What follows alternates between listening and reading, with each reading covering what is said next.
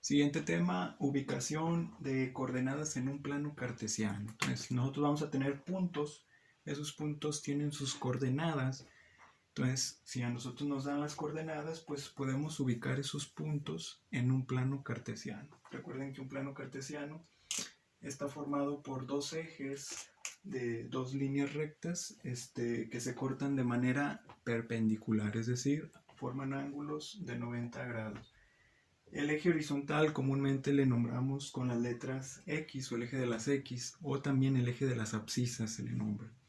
Y el eje vertical con la letra Y, el eje de las Y o el eje de las ordenadas. Entonces, un punto cualquiera, siempre para expresar sus coordenadas se van a poner en paréntesis, y como tenemos dos ejes, dos direcciones, dos dimensiones, unas coordenadas de un punto siempre deben de tener dos valores, ¿sí? Y esos dos valores los vamos a separar por una coma, ¿sí? Entonces, el primer valor siempre va a corresponder al eje de las X y el segundo valor siempre va a corresponder al eje de las Y, o se les nombra también componente en X y componente en Y, o componente horizontal y componente vertical. Entonces, el primero siempre va a ser X, el segundo va a ser Y. Ejemplos, tenemos aquí 4 puntos, hay que ubicarlos, ¿sí? Entonces, primero, el punto A me dice que tiene coordenadas 3,5. ¿Cómo se ubica? Entonces, yo tengo primero eje horizontal, el eje de las X. El eje de las X hacia la derecha se cuenta como números positivos, hacia la izquierda como números negativos.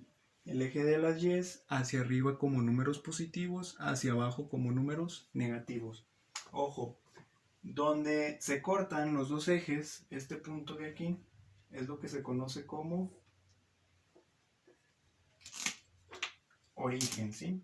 El punto donde se cortan ambos ejes se le llama origen. ¿Qué coordenadas tiene el origen? 0,0, es decir, 0 en X y 0 en Y, ¿sí? Entonces ese va a ser nuestro punto de referencia. A la derecha positivo, a la izquierda negativo, hacia arriba positivo, hacia abajo negativo. Empezamos el primero, 3,5. A, 3 en X. Como es positivo el 3, entonces a la derecha. 1, 2, 3. Ahí me espero, todavía no acabo, ¿sí? Aquí está el 3 en X. Pero ahora me falta en Y. En Y me dice que tiene una componente de 5, positivo. Entonces, como es Y, ¿es hacia arriba o hacia abajo? En este caso es positivo, por lo tanto va a ser hacia arriba.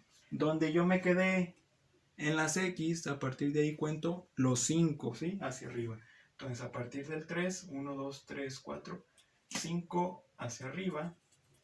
Y aquí va a estar mi punto A, ¿sí? ¿Qué coordenadas va a tener? 3 en X, horizontal, 3 unidades a la derecha, y 5 en Y, 5 unidades hacia arriba. Obviamente en una hoja cuadriculada pues es más fácil de ubicarlos, ¿no? Más preciso. Pero si se fijan es muy fácil. El número 2, el B, punto B me dicen que tiene coordenadas menos 2,2. Entonces tiene en X menos 2. Entonces X es horizontal, por lo tanto es negativo a la izquierda, menos 1, menos 2. Y en Y tiene una componente de 2, Y es vertical, entonces si es positivo, hacia arriba. 1, a partir de donde me quedé del menos 2, hacia arriba cuento 1, 2 unidades. Y ese va a ser el punto B. El 3 o el C tiene coordenadas 4,0. Entonces, X y Y. X positivo a la derecha, 1, 2, 3, 4. Y en Y tiene 0, por lo tanto no va a haber desplazamiento vertical. ¿Qué quiere decir? Que ahí me voy a quedar, ¿sí? Ese es el punto C. Por último, el punto D tiene coordenadas menos 5 en X y menos 3 en Y. Entonces, X es horizontal, menos 5. Y es vertical, menos 3 hacia abajo, ¿sí? Este es el punto D. Entonces, así de sencillo se ubican puntos a través de sus coordenadas en un plano cartesiano.